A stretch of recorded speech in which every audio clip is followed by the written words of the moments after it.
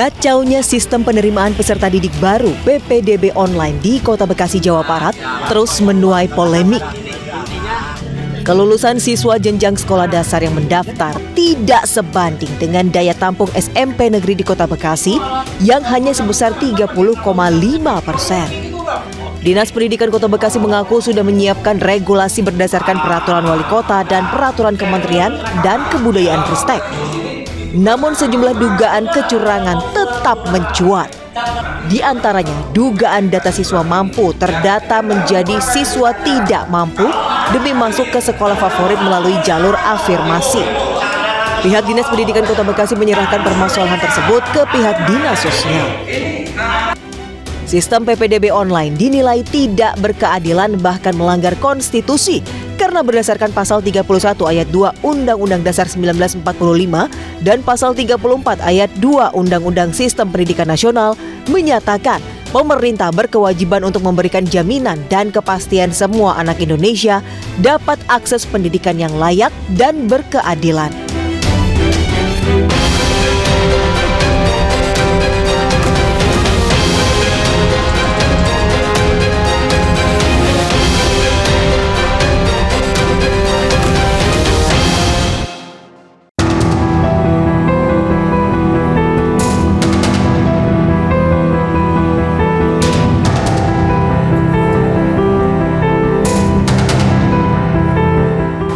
Ya pemirsa, pertengahan tahun ini orang tua dan wali murid disibukkan dengan mendaftarkan pendidikan untuk anak-anaknya, terutama dalam jenjang SMP dan SMA sederajat. Seperti yang kita ketahui, penerimaan peserta didik baru atau PPDB masih menjadi masalah yang cukup problematik. Masalah yang dikeluhkan sebetulnya cukup teknis, di antaranya jarak dalam sistem zonasi, kemudian juga surat keterangan domisili, jalur prestasi baik berjenjang maupun tidak, dan juga usia kartu keluarga pada saat pendaftaran. Nah, di sini wadah dan juga responsibilitas dalam penerimaan pengaduan berperan cukup penting untuk bisa mengimbangi peran aktif orang tua dan wali murid mencari pendidikan terbaik untuk anak-anaknya. Salah satu wadah yang menerima aduan terkait dengan sistem PPDB adalah melalui Ombudsman Republik Indonesia. One on One episode kali ini, kami akan berbincang dengan anggota Ombudsman RI, Indraza Marzuki Rais.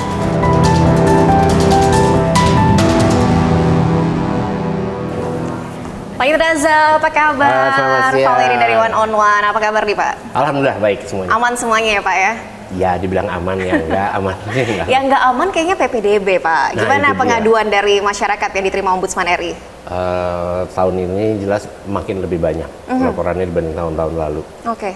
Karena memang kehebohan itu ternyata, ya itu dibilangkan no viral no justice, makin viral sekarang masalah PPDB, dan itu mulai dari persiapan sampai pelaksanaan sekarang. Tahun ini lebih banyak dari tahun lalu. Datanya berapa pengaduan yang udah diterima Ombudsman? Yang jelas udah, kalau tahun lalu saja udah di 1.300, sepertinya tahun ini akan lebih karena laporan itu kita akan mengawasi mulai dari persiapan PPDB, pelaksanaan, sampai dengan nanti pasca. Nah, pasca nih orang-orang tidak memperhatikan bahwa masih ada masalah di situ. Sampai pasca nanti. Dan tahun lalu 1.300 artinya tahun ini akan lebih banyak angkanya. Ya, sampai sekarang saja seperti contoh di Sumatera Selatan kemarin, saya baru dari sana, itu udah kurang lebih 900 laporan sudah masuk ke sana. Oke, terkait pengaduan ini, Pak Indraza, mungkin domisili mana sih yang paling banyak ditemukan masalah dari Ombudsman RI ini? Semua daerah. Semua daerah? Iya, dengan bermacam-macam ragam persoalan, karena memang tantangan PPDB di setiap daerah mempunyai kekhasan masing-masing. Misalnya terkait dengan sebaran sekolah atau juga demografi di daerah tersebut. Oke, kita mau bincang-bincang lebih banyak lagi Pak Indraza, tapi kayaknya lebih asik kalau kita bisa ngobrol di ruangan ya Pak ya? Oke, yuk. Langsung. 1 bulan sejak layanan aduan dan konsultasi terkait penerimaan peserta didik baru atau PPDB dibuka, setidaknya sudah ada ratusan aduan dan konsultasi yang masuk kepada Ombudsman RI. Aduan dan konsultasi ini didominasi terkait penerimaan jalur prestasi dan masalah zonasi. Layanan aduan dan konsultasi terkait penerimaan peserta didik baru atau PPDB tahun ajaran 2024-2025 di Ombudsman masih dibuka. Pelayanan ini tidak hanya dilakukan secara online, namun juga secara offline. Saat ini pihak Ombudsman tengah berkoordinasi dengan pihak Dinas Pendidikan untuk memberikan tindak lanjut terhadap laporan yang sudah masuk dan mengupayakan skema-skema penyelesaiannya. Selain membuka layanan online dan juga offline, sebelumnya Ombudsman juga membuka layanan Ombudsman on the spot atau datang langsung ke beberapa sekolah untuk memberikan layanan publik secara maksimal. Oke Pak Indraza, ini tahun ini Ombudsman artinya lebih banyak menerima aduan terkait PPDB. Sebetulnya apa saja keluhan-keluhan yang diterima? Nah, kalau berbicara masalah keluhan sebenarnya banyak, mulai dari persiapan, pelaksanaan yang sekarang kita sedang jalankan, dan pasca. Nah, masyarakat kadang-kadang tidak mengetahui, maka hanya mengetahui saat pelaksanaan.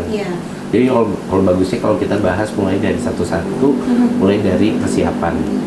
Nah, kalau berbicara persiapan, Kemendikbudristek sudah menyiapkan aturan payung, yaitu Permendikbud nomor 1 tahun 2021, dan juga diperkuat dengan keputusan Sekjen Kemendikbud nomor 47 tahun 2023 mengenai teknis pelaksanaan PPDB. Nah, yang menjadi masalah adalah apa? Di sini adalah masalah kekeliruan dan kecurangan di pelaksanaan, di mana ketika aturan tersebut dibuat juklak dan juknis di daerah, itu suka diimplementasikan dengan berbagai interpretasi masing-masing dinas. Hal itulah yang membuat menjadi kisruh. Contoh mengenai bagaimana persiapan jalur-jalur, mulai dari zonasi, afirmasi, lalu mutasi dan prestasi. Ini jadi masalah. Kenapa? Karena sebetulnya masalah yang paling besar pada pelaksanaan ini adalah semua daerah, hampir semua daerah ini tidak melakukan pemetaan awal. Nah, kenapa? Kita tahu bahwa jumlah sekolah negeri fasilitasnya memang kurang. Nah, dengan kekurangan itu seharusnya pemerintah daerah sebagai pelaksana di lapangan, mulai dari provinsi, kota, kabupaten, itu juga sudah menyiapkan data sebaran calon peserta didik. Jadi di mana saja calon peserta didik, lalu bagaimana tingkat ekonominya, lalu dibandingkan dengan rata-rata sekolah. Sehingga satu, terkait dengan jalur zonasi, dinas itu bukan mengukur jarak dari sekolah ke rumah tinggal, tapi seharusnya membagi zona. Nah, yang sudah bisa membagi zona itu contohnya di DKI. Berarti jarak ini nggak efektif gitu ya Pak? Sebetulnya bukan jarak, malah zonasi itu namanya zona. Jadi membagi zona. Jadi ketika mereka sudah terlihat sebarannya, maka dibagilah zona-zonanya, sehingga ada kesempatan yang adil pada setiap zona untuk mempunyai kesempatan. Dan itulah yang sebetulnya kalau dilaksanakan akan mengurangi masyarakat melakukan kecurangan, pemalsuan atau pemindah domisilian kakak. Nah, ini yang sering banyak ditemukan. Ini yang paling banyak sekarang. Tapi kualifikasinya nanti zona itu kan dibagi juga per jaraknya dari sekolah. Malah dilihat pertama kali kalau dilihat di peraturannya adalah masalah umur anak. Umur. Yang lebih tua didahulukan. Nah, itu dia. Lalu juga kita melihat juga masalah tingkat ekonomi. Nah, itu dia. Nah, balik lagi, ketika zona itu tidak pernah dipetakan, maka akhirnya yang dipakai adalah cara ringkas, mengukur jarak dari sekolah ke titik tempat tinggal si siswa. Dan itulah yang ditemukan. Termasuk saya juga pada tahun lalu keliling beberapa banyak daerah, memang terlihat banget kecurangan ya, mulai dari kecurangan memindahkan orang di titip kakak, gitu. Ya. Contoh di Jogja, kami tahun lalu menemukan dalam satu kakak ada 15 anak. Padahal nggak mungkin. Ya saya bilang, apakah ada orang yang melahirkan kembar 15 gitu ya? Atau itu kan memang mengerikan juga kan? Dan semua statusnya family lain. Itu. Lalu juga yang kami lihat juga pemalsuan. Barcode itu dipalsukan karena apa yang diupload itu adalah cuman hasil scan. Oh, ini bisa ada potensi untuk diedit gitu secara digital ya Pak? Iya, lalu ketika nanti melakukan verifikasi atau validasi data, itu semuanya sekedar checklist. Sehingga itu terjadi kecurangan. Itu untuk jalur zonasi. Lalu untuk jalur afirmasi ternyata sosialisasi dari pihak penyelenggara, yaitu dinas dan sekolah, itu masih kurang.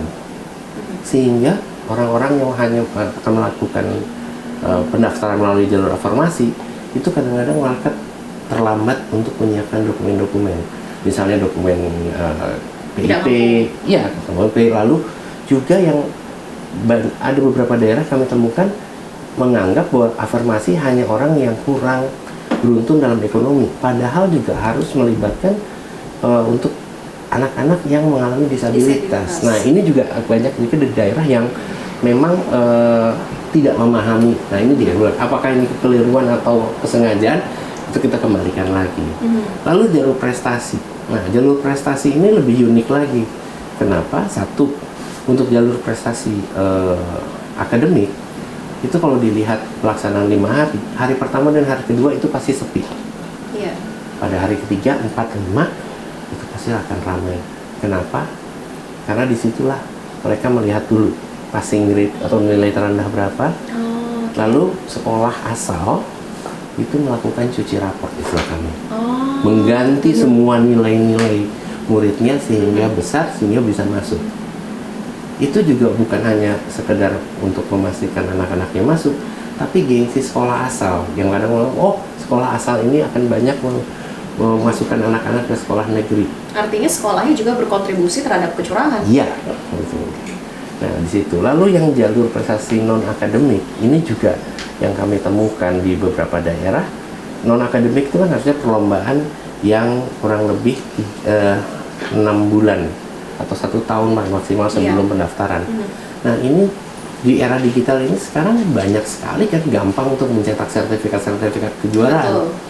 Nah, apakah sekarang balik lagi panitia melakukan verifikasi dan validasi dengan induk olahraga atau dengan dinas kebudayaan? Tidak.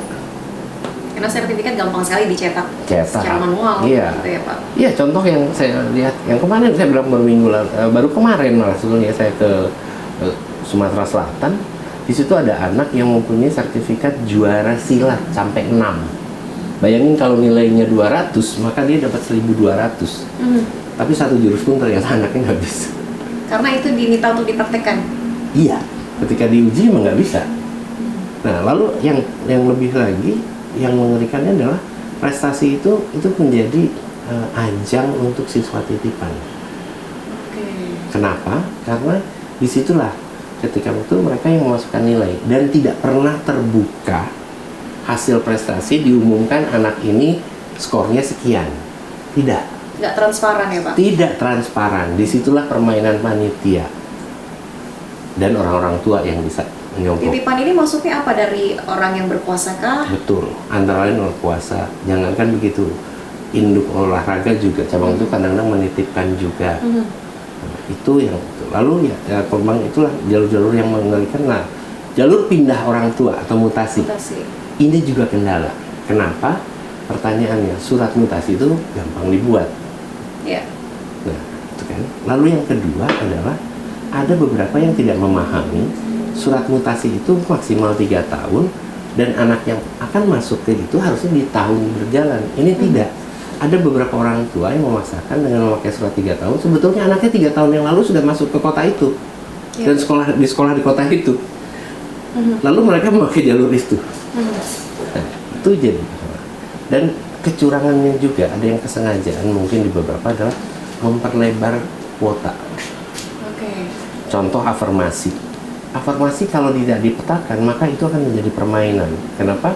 Harusnya 15%, mereka membesarkan sampai 20%.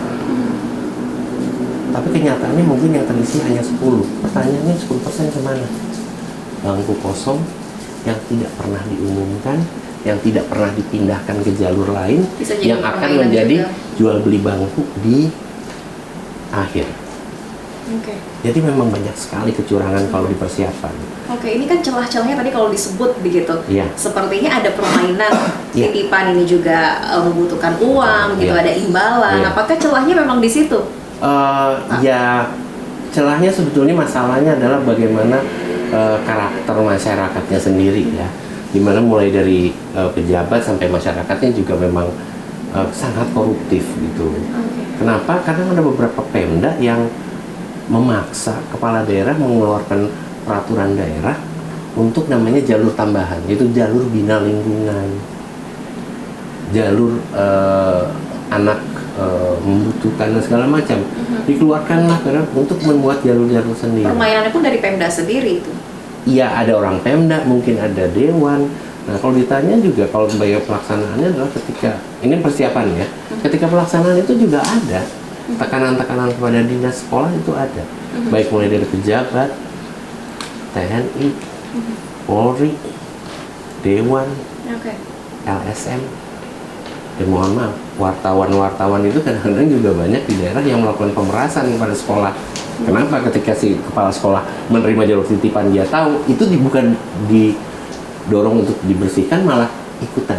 Intinya yang punya posisi Punya pengaruh. punya pengaruh. Ya, Ini punya juga power. akan mencoba untuk curang gitu. Iya, jadi sebenarnya masalahnya adalah masalah kecurangannya. Jadi kalau ditanya regulasi apapun, sebagus apapun, kalau memang pelaksanaannya dimasukkan orang-orang yang curang, ya kan tidak ada gunanya regulasi tersebut. Oke, kita masih akan bahas pemirsa regulasinya seperti apa yang bisa meminimalisir potensi kecurangan di PPDB tahun ini bersama Pak Indraza dari Ombudsman RI. Tetaplah di One on One.